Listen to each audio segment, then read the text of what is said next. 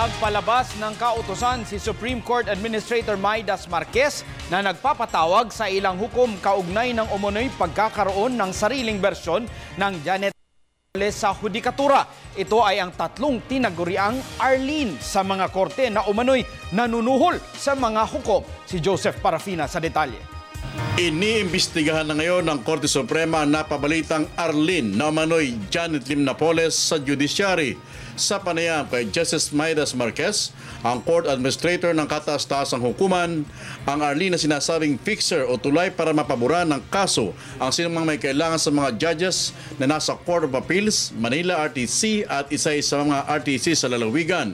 Sa isang circular order na pinalabas ni Marquez, pinagpapaliwanag nito ang may tatlong huwes na manoy kilala ng Arlene na ito para magpaliwanag kung totoo talaga ang aligasyon na may tatlong Arlene na nga na namamayagpag ngayon sa hudikatura. Ang inaalam ko kung sino itong Arlene na to, meron pang tatlong Arlene ang lumalabas na magkakaibang Arlene.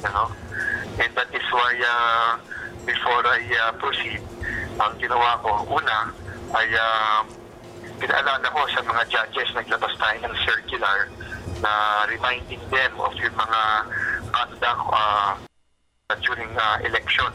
Binanggit pa ni Marquez na mukhang smear campaign lamang ito sa judiciary dahil wala namang involved na pera ng taong bayan sa nabanggit na issue. Subalit kung may mapapatunayan ditong graft and corruption, kailangan niya silang managot sa batas. Minarapat din na di muna ibigay ang kompletong pangalan ng tatlong Arlene hanggat wala pang mga ebidensyang mag-uugnay sa kanila. Alam na rin ni Chief Justice Maria Lourdes Sereno ang ginagawang hakbang ng kanyang tanggapan hinggil dito at kontento ito sa takbo ng investigasyon. Wala naman tayong magagawa dyan.